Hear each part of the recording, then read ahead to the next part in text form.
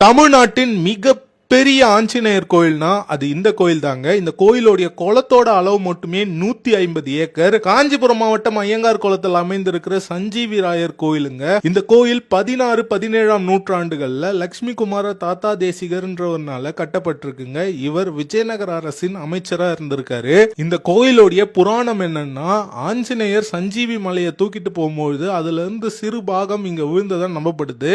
இன்றளவிலும் இந்த ஊர்ல விஷக்கடினால பாதிப்புகள் இல்ல அப்படின்னு நம்பப்படுதுங்க.